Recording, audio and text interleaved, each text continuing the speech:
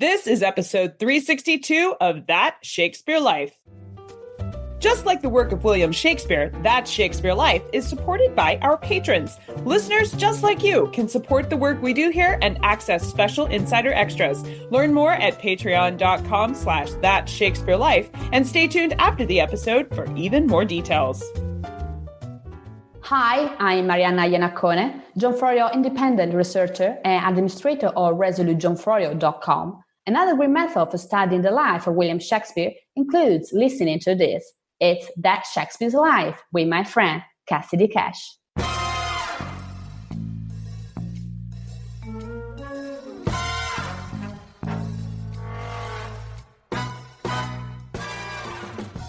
The main kind of food that would have been served was usually some sort of meat. Venison was very common, and that would usually be served with something called frumenti, which was a porridge, essentially. Welcome to That Shakespeare Life with Cassidy Cash. Cassidy believes that if you desire to successfully learn or perform Shakespeare's plays, then understanding the real life and history of William Shakespeare himself is a must. That Shakespeare Life is the podcast that helps you go beyond the curtain of some of Shakespeare's most iconic works and explore the world of early modern England as Shakespeare would have lived it, learning from the writers, historians, and performers who know it best. And now, here's Cassidy. In Shakespeare's play Macbeth, there's a famous banquet scene with a huge food spread, and of course, a few ghosts, because what's a party without some spectres, right? This scene, of course, is fictional, and it was written by Shakespeare, but it is based on a real historical person, the actual King Macbeth of Scotland. And holding banquets in a castle would have been something that real king absolutely did. Here today to share with us what foods would have been eaten at that real banquet of the actual Macbeth is historical chef and host of Tasting History on YouTube, Max Miller. Max Miller is an American YouTuber and cook known for being the creator and host of Tasting History with Max Miller, a culinary and history fusion YouTube channel that recreates ancient or historical recipes and explains the history around them. You can find out more about Max on YouTube, of course, and we'll place links to his channel and his website in the show notes for today's episode. I'll point you directly to Max's episode where he recreated the banquet foods from the real history of Macbeth, and I'll have that link available in the show notes for today's episode. Before we dive into our conversation today, I want to let you know that there's coordinating visual history content, including museum artifacts, research articles, paintings, and woodcuts, all about Macbeth, foods, banquets, and 16th and 17th century recipes, available for patrons of our show. On the podcast show notes page, find the detailed show notes button. There, you can log in or join us as a patron, and all the extras will expand right on the website. The extras for this week can be found at CassidyCash.com/episode 362. That's CassidyCash.com/EP362. And now, let's dive into the history. Hello, Max. Welcome to That Shakespeare Life. It's an honor to have you here. How exciting to get to talk with you today. Yes, thank you so much for having me. I'm excited. We've been in contact for so long. I've known about you for even longer than That's fantastic.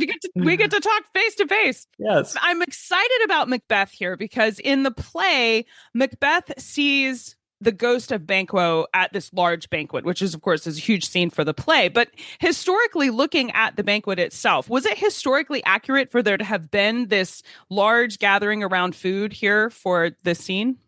So, yes, absolutely. In fact, this period of time was kind of still coming off of the Viking Age in a lot of ways. It was kind of the tail end. And the Lord, or Laird in this case, was one of their jobs was to keep everybody fed. Lord actually comes from loaf giver, the giver of bread.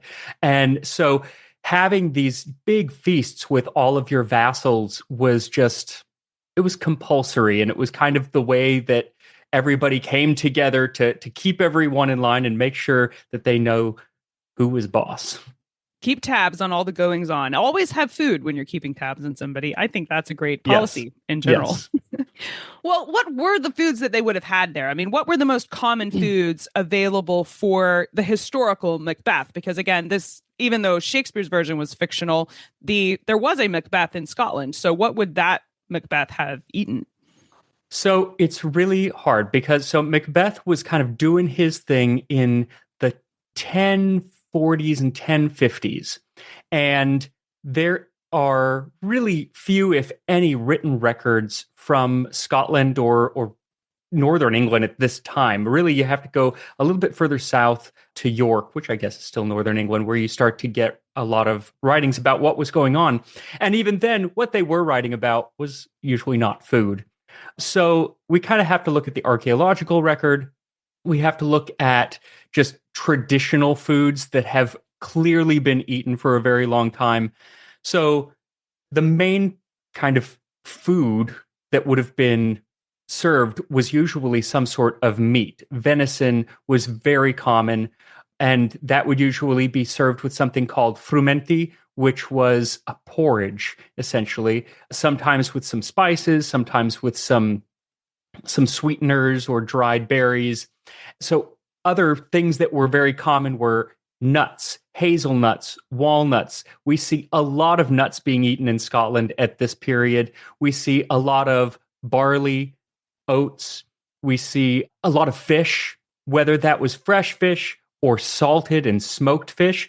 A big thing is it depends on what time of year this feast would have been taking place. And I'm not sure if Shakespeare really mentions it, because what you're going to be eating in the summer, that's when you get to have a lot of fresh greens. They ate a lot of kale and cabbage and other greens in Scotland at this period. There were some fruits, different apples and things like that, pears that had been brought up mostly by the Romans years and years before. You don't have that option during the winter. Everything is going to be dried. Even if you're very wealthy, it doesn't matter. You know, food just doesn't travel that far back then for the most part. You're not importing your groceries from a better climate at this time at all. No, not at all. So one of the things that really kind of delineates the time of year is during the summer and during the fall, you would often roast meat, especially if you were wealthy and could afford to have a big roaring fire with a big haunch of venison or whatever. During the winter, you very, very rarely roasted meat. You almost always boiled it because usually that meat had been slaughtered during the fall. And so now it was salted or dried. And so just to make it edible, you needed to boil it for hours and hours on end. So even the very wealthy, except on the rare occasions where they might slaughter an animal during the winter, they're eating a lot of boiled foods. The Scots love their boiled foods then and now. We don't know for sure when haggis got to Scotland, but it's very likely there was something similar to haggis at this period. And so, you know, if you know what haggis is, it's you take different lights, they call them, different pieces of the usually the sheep, the heart, the lungs, the liver. You cut that up with some oats and sometimes some fresh herbs and put that into the stomach of the sheep and then boil it. And it makes what is called a pudding, not the way we use the term pudding in the U.S. Don't today. get excited about the pudding because you're going to think it's, very, very different. If you don't know what you're getting, you're going to be shocked. Yeah. Now, if you've ever had haggis, I'm not sure if you have, but I have never had haggis. To be honest, I've been afraid of haggis. I've had opportunity to try it, but I just didn't know if I could do the combination of offal, like all the different organs mixed with the oats. I was afraid of it, but maybe I should give it a second chance. You should, because the great thing about haggis is because of the way that it's cooked, you're not getting all of the textures of organ meat. That's something I don't usually care for. Yeah, that would surprise me too. Well, what is the texture like when you eat it? It's kind of like ground beef hash, because what you're getting, it's all ground meat. All the meat has been ground up, and then it's mixed with very, very small Scottish oats. So it's kind of a grainy ground meat, grainy in a good way. I think today it's eaten a lot with breakfast, isn't it? Isn't it kind of a breakfast food? Is it comparable to sausage, maybe? I mean, when I was in Scotland, gosh, I feel like they would serve it to us anytime. Just anywhere. all the time. Just eat it. Okay. It was very often, very common. It also, again, depends on the time of year, can be more common than others. We're coming upon, when we're recording this, we're just a few days away from Burns Night, and that is the traditional haggis eaten day. They'll eat it anytime, but Burns but Night, anytime, it's a great thing to have. yeah. I will link you to Max's episode on Macbeth where he recreates the Scottish bannock for you. But Max, tell us about the bannock's history. You mentioned smoked fish earlier, but this is an oat or barley pancake. Is that correct? The Scottish bannock? Would this have been something that would have been served for royalty, or was this a peasant food? It was an everyone food. It's kind of like saying, bread. It was so common. It was so omnipresent. It still is in a lot of places. And the bannock goes back so much further than the history of Scotland. If we look at one of the oldest meals in history, the meal of Ötzi the Iceman, who lived, I want to say, over 5,000 years ago in the Italian Alps, they found food in his stomach. He was preserved. And one of those foods was essentially what was probably a bannock. It was probably different grains that were mashed up with some sort of fat and then put onto a hot stone and cooked like a griddle. It's essentially a pancake. The difference is that by the time we get to the time of Macbeth, the grains are very different. They're all very, very much cultivated grains. They're usually, you're going to have high quality salt to be added for flavoring, and butter. So butter was the big thing in Scotland. They ate a lot of butter. Butter could last the whole year because it would be heavily salted and would just be able to add a nice, rich fattiness to different things throughout the year that wouldn't be common otherwise. So the bannock doesn't have a long history, except that it has a very long history. It's just not a really detailed history, It's not elaborate. It was what it was, and it stayed that for as long as people ate it. And it hasn't really changed. And they actually brought the bannock over to the Americas. Scottish immigrants brought the bannock over to the Americas probably in the 17th century. And they ended up becoming kind of a traditional food of a lot of the Native American tribes up in Canada, especially. And they even use the same word, that Scottish word of bannock, which is interesting. Now, because of time and other constraints, when you were shooting your episode on Macbeth, you opted for smokies and bannocks for your episode in Scotland. But what were some of the other historically accurate foods for a king to serve at an 11th century banquet that might have been popular, but maybe harder to create under time and resource constraints? Yeah, so I was fortunate enough to get to cook in the kitchens of Scone Palace, which is where Macbeth would have been crowned. But I didn't have time to cook very much there. They only had a few hours to offer me, so I did go with something fairly simple. But venison, the number one thing would have been a big old haunch of venison boiling away in a cauldron or else roasting over an open fire. Pheasant, a lot of game birds, and depending on the time of year, large fish. Of course, they're not fish. They would be things like dolphins and porpoise and whale. So we don't call them fish. They would call them fish. We wouldn't call them fish. But those were very common foods to be eaten by the wealthy, especially a little bit later, but probably at Macbeth's time too. Porpoise was a big thing. You would actually often serve that, again, with frumenti, kind of as a dessert. So your dessert might be this sweetened porridge and porpoise. Or as eel. One does. Yeah. But another thing would be they would use the whole animal back then far more than we do today.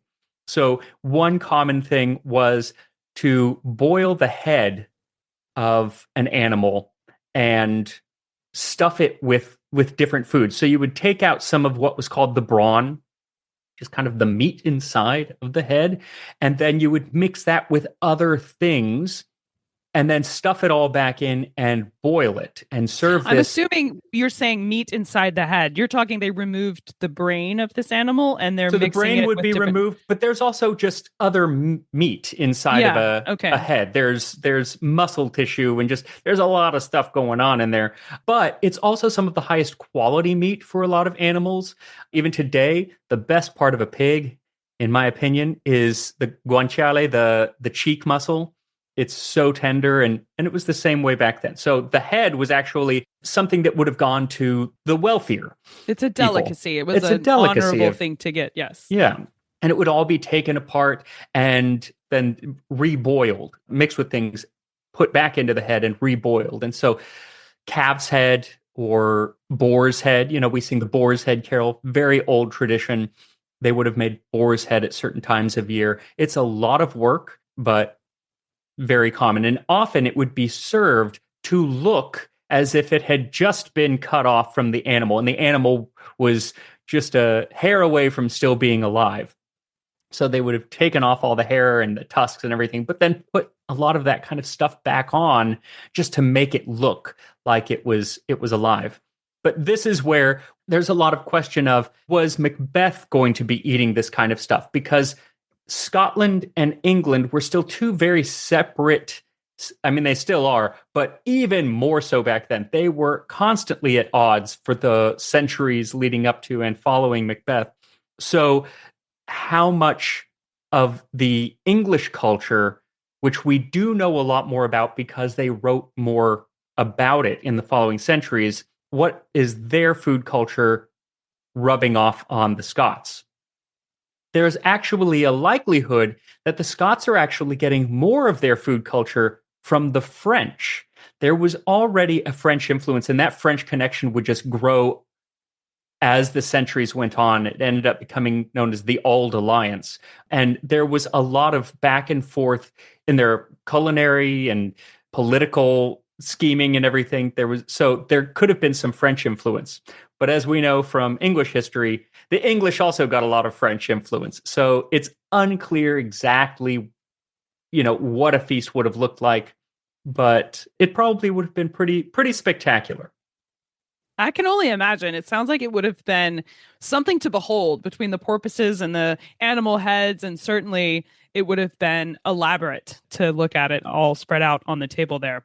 Now, Yeah. What about drinks, though? I think we're going to have images of flagons of ale on the brain as we try to imagine what this banquet might have looked like. But is that correct? Is that an appropriate assumption, or would there have been different or even various kinds of drinks at the banquet? I think I assume everybody was drinking the same thing, and there's some kind of corporate distribution system of the giant drink, but maybe they were having preferences at the table. I don't know. So there were four main drinks that you could have. Water, and yes, they did drink water, despite what some people say on the internet. They did drink water. Ale, very common. It could be anything from a light, very weak ale that you would kind of drink throughout the day to rather strong ales. Wine, which was mostly coming at that time from France. Like I said, they did have trade. Wine was common, and mead. Mead is made from fermented honey. It was one of the most prized drinks of the time. It is expensive. It was very expensive to make then. It still is pretty expensive if you're using good honey. But that, especially in Viking culture, which we have to remember, there was a huge influence of Scandinavian Viking culture on the Scots in the centuries leading up to this. If you go up to northern Scotland, they are Vikings still at this period. They really still are part of that culture, more so than the Picts and whatnot from further south. So mead would have been a huge part of any celebration, like a banquet in this case. And the mead cup would have been passed around like you're kind of picturing. Other drinks, the wine, the water, those would have been, again, shared cups, but usually you're sharing them with a few people. You'd have cup bearers and they'd bring you the cup to drink out of. But the mead, very often just a couple of, whether it's in a cup or in a horn, a mead horn, would be passed around. And it was a way, it's kind of like communion in a way where it's a coming together. We're drinking out of the same cup. But yeah, mead would have been a big one. Well, now you mentioned that Fremente with porpoise was something you might have had for desserts, but I want to ask, once the banquet is finished and we're we've had the main course. What comes for dessert at a Scottish banquet? So, and when I say dessert, I mean the last course, because the concept of finishing with something sweet is not necessarily something that was yet happening. So that wasn't an assumption in the yeah, 11th century. Okay. But they did have sweet things. Often it would be something like one of those bannocks, but you would put honey over it. You know, honey was the main sweetener. They did have sugar coming in. It was extremely expensive. Had to come all the way from usually the Middle East or even the Far East. So it would have been done in very small quantities. And at this period in the 11th century, the trade was much, much less. The trade routes really opened up in a couple hundred years with the Crusades, and that kind of a little bit more exploration. At this period, very little, if any, sugar. So it would have been a honey kind of based dessert at this time if you're going to have something sweet. But it really could be all sorts of things, nuts, fresh fruit, or dried fruit. One thing that was being sent up were currants. And when I say currants, I don't mean the modern berry. I mean the original currant, which is a raisin of Corinth, which is where it gets its name. And those are dried Zante currants as we know them today. They look like tiny little raisins. And those were coming mostly from the Isle of Corinth, where they grew these little grapes and then would dry them. And those would be able to be shipped all over Europe. And it was a wonderful way to sweeten things. And that kind of continued for the next 1,000 years. If you look at desserts from the 18th century, they're packed with currants. If you didn't like raisins, you wouldn't have liked desserts for most of history in Europe, at least. So if you're a king, you're going to have some of those kinds of things at your table, but they would have been novelties and only for a few people. Well, for your final course on the discussion of banquets here, I really suggest that you check out the history of Macbeth and the banquet foods in Max's episode on Macbeth. There are beautiful shots of the Stone of Scone, as well as Dunestane, the River Tay, and other Macbeth locations that will be pronounced correctly in his video instead of the anglicized version I'm throwing at you now. But we'll have links to his YouTube channel in the show notes for today, so make sure that you stay tuned for the URL for where to find those. Now, Max, you've raised a lot of questions and even some doubts for us here about Shakespeare's version of Macbeth, and we are now more than ready to go and learn about the real history of the Scottish king and explore all of the foods that would have been available for the 11th century. In addition to your episode, what are some of the resources you may have uncovered in your research that you can recommend for us if we're new to this part of history and we want to learn some more? One book that I actually really enjoy, it's called 1066, and I'll give you a link to it. And really what it's about is the conquest of England by William the Conqueror. Yeah. But in the lead up to that, there are a lot of politics going on between England and Scotland. And in those politics, there's this character that pops up, and that character is the real Macbeth, because one of the very strong Englishmen at this time, of course, was the Earl of Northumbria, who was Seward, who is a more minor character in Macbeth. He was a very major character in English history at this time. And while we don't have a lot from Scottish sources at this period, we do have a good amount from Northern English sources from this period that kind of brings in this character of Macbeth, but the real Macbeth. And so you learn a little bit more about what he was actually like. And he is, Shakespeare villainized him because that was going to make for a more interesting play. Yeah, you have to please the politics at hand when you're writing in 16th century England. So exactly. Yeah. But the actual Macbeth was, he was done a bit dirty by Shakespeare, namely because he was no worse than any of the other kings of this period. They were all jerks. None of them were pleasant people. There were no good guys. There really weren't. But so you can learn a little bit more about him and about Duncan, who, again, very real person. And then Malcolm Canmore, who is the next king. And we have a lot of information about Malcolm. So you can find out really what was going on from this book. 1066 is a wonderful way to learn about him. To learn a little bit more about cooking methods and everything from this time as well, there is this wonderful book. Again, it covers much later and more in England. It's called Cooking and Dining in Medieval England by Peter Breers. But what is in here, much of it can be applied to what Scotland was probably like in this period, at least culinarily.